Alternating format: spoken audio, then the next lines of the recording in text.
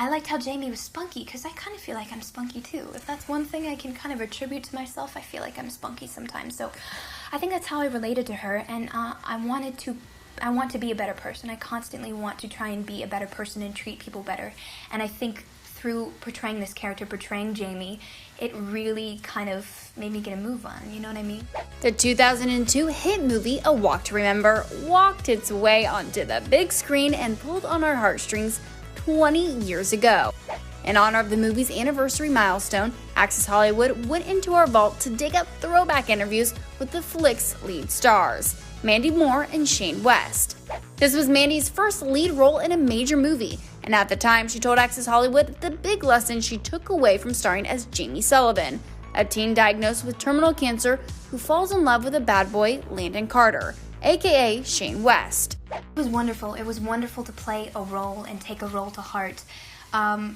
Someone who has so much confidence in herself, in what she does. It's something that I think is kind of absent from my life in terms of having confidence, that much confidence. I'm 17, I'm still not comfortable with who I am and what I'm about, and I kind of know where I'm going in my life, but Jamie, throughout all the kind of bad things that are thrown at her, the way people critique her, the way she's kind of stereotyped at school, it doesn't bother her. She's so self-aware and self-confident. I wish I could find some of that. Now, I read that you had read the book before the film even came about for you. I was a huge fan of Nicholas Sparks and a huge fan of the book long before I even heard of the movie, so I fought tooth and nail for this role. I was really, really passionate about portraying this character. Because you saw Jamie within yourself. I saw a little bit of Jamie in myself, and it's I think the fact that at first people may not think it, but I'm really shy and introverted when I first meet people. Until I really get to know them, then I kind of open up. I liked how Jamie was spunky, because I kind of feel like I'm spunky too. If that's one thing I can kind of attribute to myself, I feel like I'm spunky sometimes. So I think that's how I related to her, and I want to be a better person. I constantly want to try and be a better person and treat people better.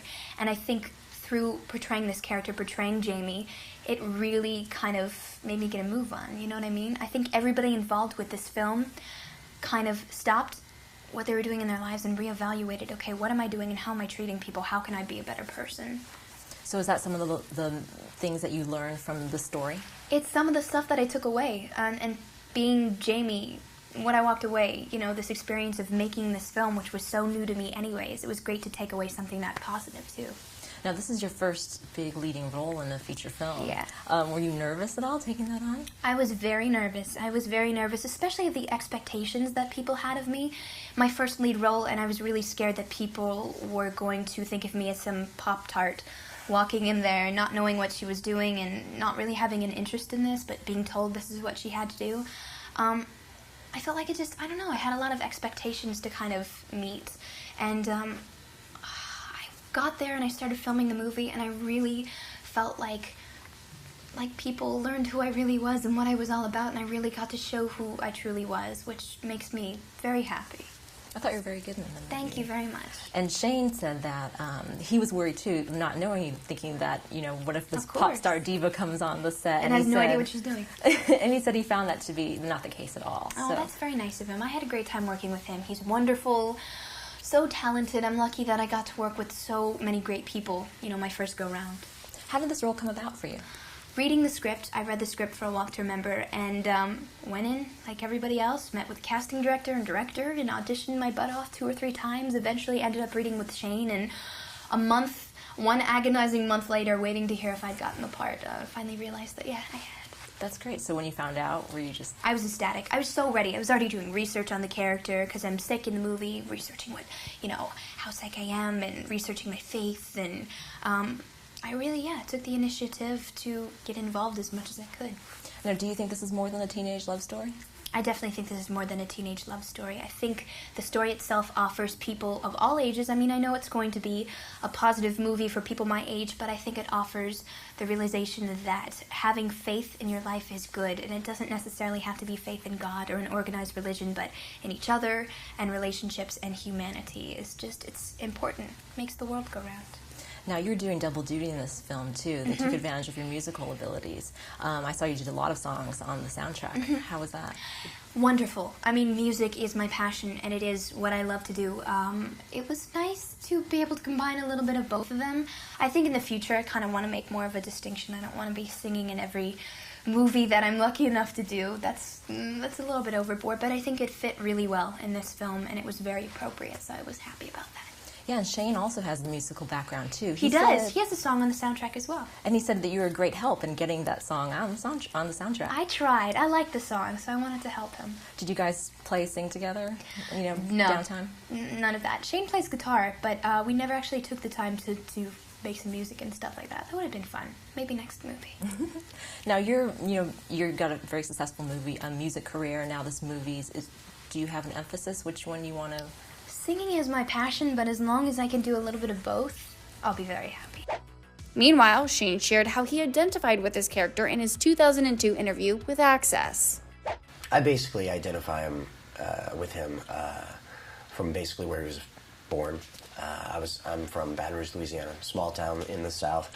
He's from North Carolina. We both come from divorced families, but I'm not necessarily... I wasn't exactly that type of guy in high school, so that was more or less an act. Was that fun filming then in North Carolina? Oh, it was great. I actually had an aunt and uncle there, so it was I got to spend time with with them and my cousins, and the cast and the crew and Adam and Denise. It became very much like a family on set that none of us wanted to leave. Oh, that's good. Now, is this your first big leading role in the film?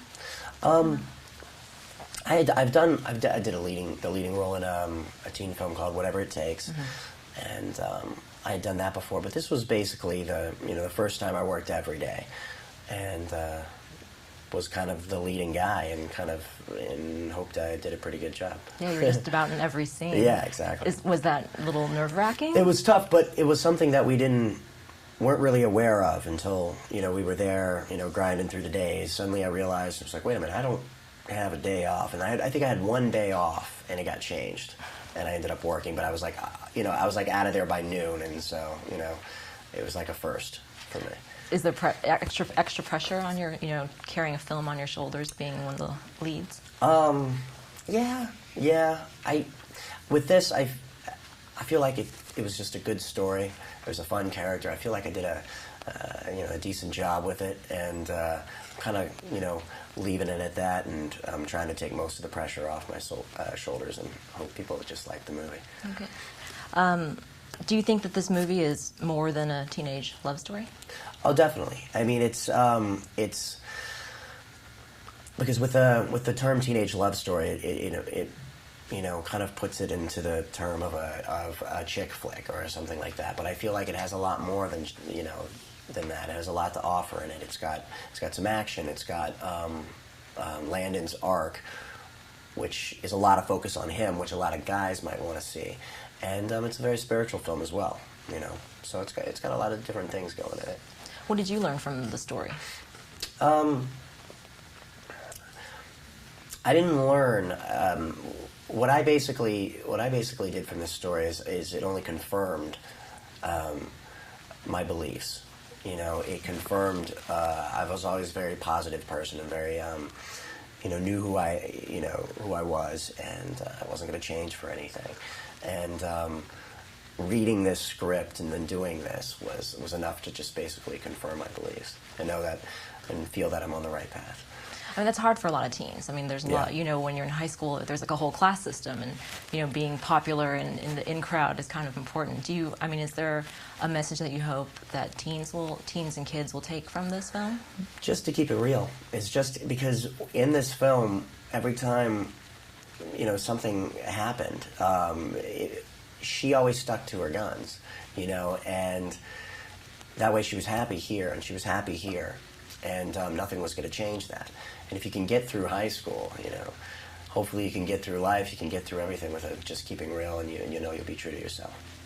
Did you experience any of that kind of stuff in your high school experiences? I was very fortunate. I didn't deal with too much peer pressure. It seemed to kind of just completely go past me. So I was very fortunate that way. But I know other people aren't so lucky. And how did you like working with Mandy? Mandy was great. She was a really cool girl. She was very unaffected. I was a little worried. I was hoping she wasn't going to be, this pop diva, coming into to the set. And she was, she's 17 years old, and she knows it, and she's just a very real person. Now, you and she both share a musical background. Right. And I noticed that you wrote a song on the soundtrack. That's right. How did that come about? I've had a band called Average Joe for about a year and a half, and I knew Mandy was going to have songs in the soundtrack. So as soon as I found out that there was going to be some sort of rock on the soundtrack, because that's the type of music we play, I kind of raised my hand and was like, okay, can I get on there? And Mandy helped out a lot. She actually liked the song, and was a big influence in me getting that song on the soundtrack. That's great. And then did you perform it with your band? Yeah. Our band is called Average Joe, but I think we have to change our name legally. So on the soundtrack, I think it's going to say all our names. Yes, because we couldn't think of anything. Which scene? Is it in the movie as well, or just on the soundtrack? I think it is. It's in the opening scene, the peer pressure scene, making the guy jump off the thing. When I pull up in my Camaro, the orange Camaro, the song I'm listening to on the radio is my song, oddly enough.